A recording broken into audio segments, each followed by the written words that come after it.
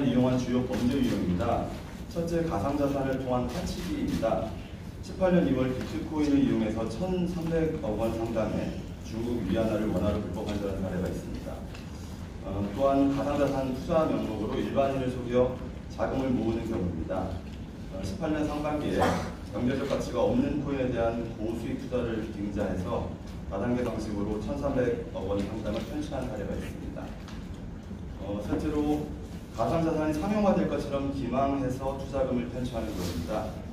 금년 4월 자체 개발한 코인이 상장되어서 상용화될 것처럼 속여가지고 4,300억 원 상당을 편취하는 사례가 있습니다. 이어서 가상자산에 대한 국제 논의 경과를 설명드리겠습니다.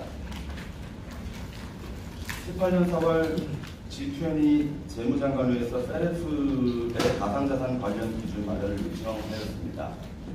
이에 따라서 18년 10월에 페레프에서는 권고 기준을 개정해서 가상자산을 정의하고 규제 대상 취급업소의 범위를 정하는 한편 이들에게 자금 세탁 방지 의무를 부과하였습니다. 구체적으로는 가상자산 취급업소에 가상자산의 송금을 업으로 하는 자를 추가하고 적용 대상 거래에 가상자산 간 거래를 포함시켰습니다.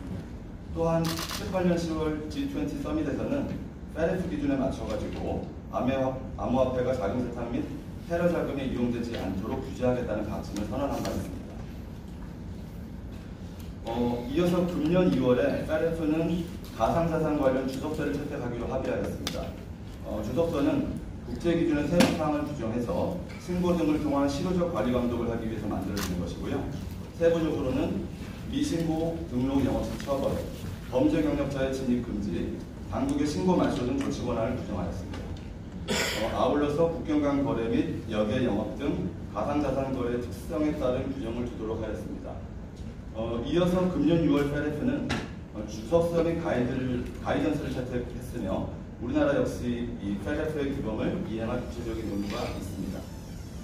참고로 EU의 경우에는 18년 5월 가상자산 관련 자금 세탁 방지에 대한 디렉티브를 의결을 하였고 내년 2월까지 EU 각 회원국들은 이에 따라서 가상자산 취급업소의 자금 세탁 방지 의무를 부과하는 등 디렉티브 내용을 이제 각국의 입법을 통해서 반영해야 합니다.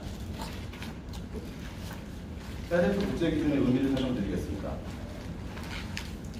첫째, 페레프 국제기준은 가상통화 관련 사업의 안정성 확보나 투자자 보호를 위한 것이 아님을 분명히 하였습니다.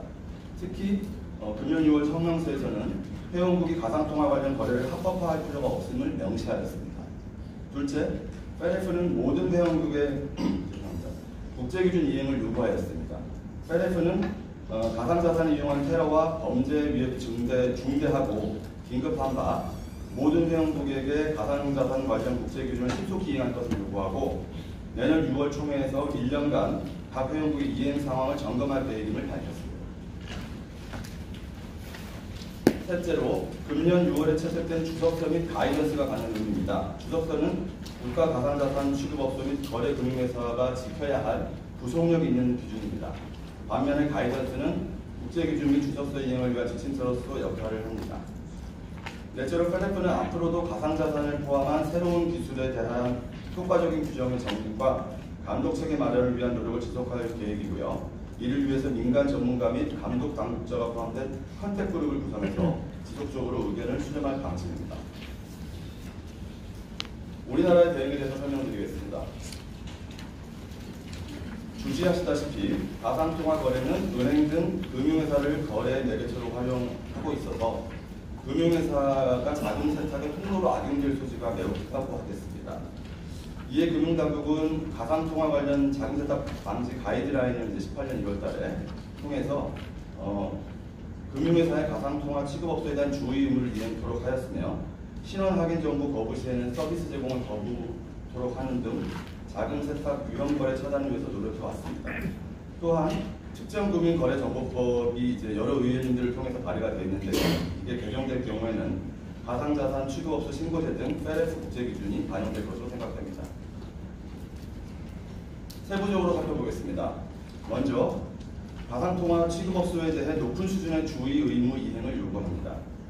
또한 금융회사는 거래 상대방을 취급업소로 식별한 경우에는 거래금을 안전하게 관리하는지 여부 등을 확인하는 강화된 고객 확인 조치를 시행해야 합니다. 두 번째로 금융회사는 가상통화 관련 자금 세탁 의심 거래를 보고하여야 합니다. 자금 세탁 유형에 해당하는 경우에는 자금 세탁 거래로 볼 수 있는 합당한 근거가 있는지 적극적으로 판단해서 금융정보분석원에 보고하여야 하고, 가상통화 관련 금융거래에 대해 의심거래 보고 기준을 추가적으로 수립하는 등 모니터링을 강화하고 전담 인력을 지정하여야 합니다. 셋째로 금융회사의 경영진 책임을 강화하였습니다. 이사회 최고 경영진에 가상통화 관련 자금 세탁 방지 책임을 부과하고 금융회사 내부 업무 감사를 강화하는 내용입니다.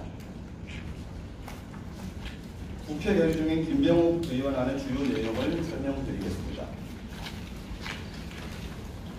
첫째, 정의 규정의 국제 정확성을 제고하여 다양하게 불리던 용어가 페레토 규정에 맞추어서 버추얼 에셋, 즉 가상자산으로 통일하게 됩니다. 그전에는 G7에서는 암호화폐, 그래서 크립토 커런시라고 했었고, 그 다음에 가상통화, 그래가지고 버추얼 커런시 이런 식으로 용어가 혼재되어 있었는데, 페레토에서는 버추얼 에셋이라고 굉장히 좀 포괄적인 의미의 정의 규정을 도입을 했습니다. 이와 함께 가상자산 취급업소의 범위를 관리, 보관, 매매와 함께 이전 취급업소까지 확대합니다. 적용 대상 거래도 기존에는 이제 가상자산하고 이제 금융자산 거래 위주로 이제 포괄하였다면, 앞으로는 이제 가상자산 간 거래까지 확대되도록 그렇게 범위를 확대하였습니다.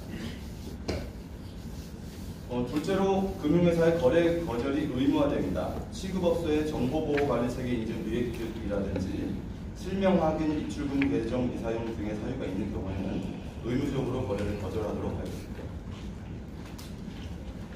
셋째로 취급업소에 대한 신고제를 정비해서 실효적으로 관리 감독이 이루어지도록 할 계획입니다. 취급업소의 상호, 소재지, 연락처 등 기본사항을 신고하도록 하되 정보보호 관리체계 인증 유예 등 그 다음에 대표자 등의 자금 세탁이라든지 여러 관련 법령 위반 등의 사유가 있을 때는 신고를 물수리하게 됩니다. 아울러서 시정명령 미이행, 사업자 등록 말소 등 사유 발생 시에는 직권으로 신고 등록을 마주하는 한편 정보보호 관리 체계들이 적정하게 이루어질 수 있도록 대통령령에 위임하여서 신고의 유효기간도 설정하게 됩니다. 넷째로 국경 간 거래 또는 역외 비즈니스가 수월한 가상자산 거래 특성을 강화한 특례 규정이 있습니다. 국외에서 이루어진 행위로서 그 효과가 국내에 미치는 경우에도 특정금융정보법이 적용되도록 하고, 가상자산 취급 시에도 전신송금 정보 제공 규정이 적용되도록 하되 구체적인 기준, 절차, 방법 등은 대통령령에 위임하여 규정하도록 하고 있습니다. 참고자료로 현재 발의된 의원님들은 특급법 개정안 비교표를 작성해 보았습니다. 필요시 참고하시기 바라며 이상으로 설명을 마치겠습니다. 감사합니다.